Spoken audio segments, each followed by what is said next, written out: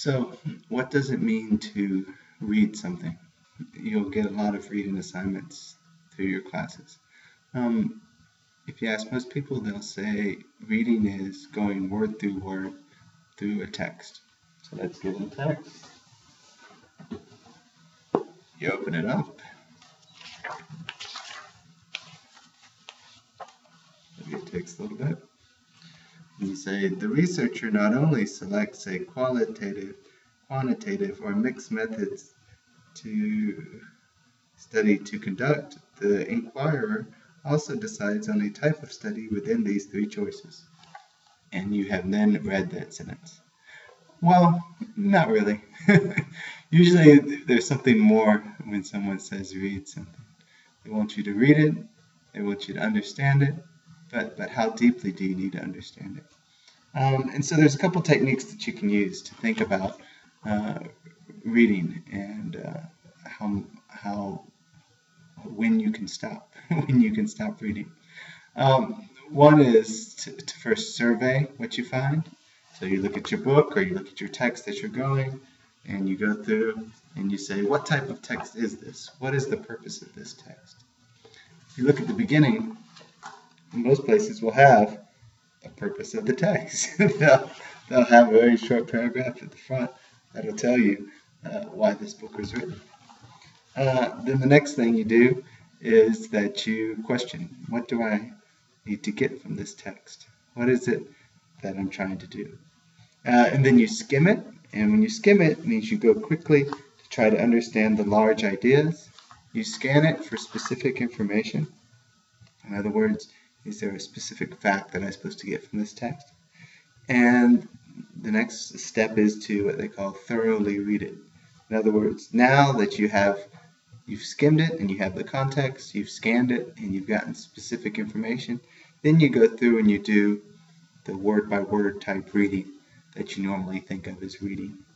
But then when you get done, then you review and you say, okay, did I learn what I needed to know? What parts do I need to reread? What do I need to scan for now? What do I need to scan for? So these are the parts of it.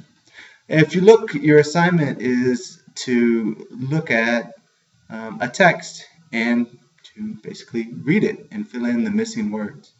The missing words of a text are some people will say, well, it's real difficult to find what should have been there. But that's what you're normally doing when you read. You're kind of anticipating what should come next, and you're ingesting what came before it, reflecting on what came before it. So when you read or when you go word through something, you're doing those three processes at once. You're trying to anticipate what comes next, you're trying to digest what you read, and you're trying to take whatever's on that page and make it go out of your mouth. So reading's a complicated thing. It's more complicated when you are doing it in a language that is not your first language, the language that you're most comfortable or you're most familiar with, or if you're doing it in a dialect or variety that's different from your first language. You'll be anticipating different things than would be there, and it'll take you longer to digest it.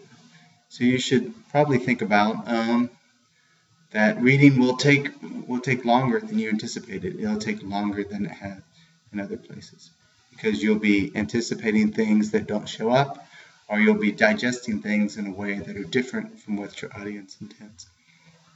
So the assignment is to read an academic text, and there's some words missing. It's called a cloze test, and to see what should that word be.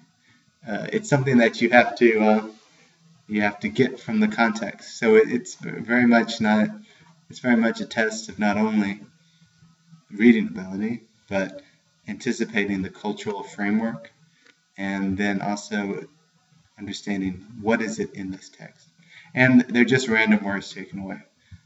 They're just words at different locations every 9th or 5th or whatever randomly came out. Well, good luck. Hope it gives you a little bit of insight. We'll do one more video about how to speed up this process. In other words, if you don't want to go through all those steps, what do you do?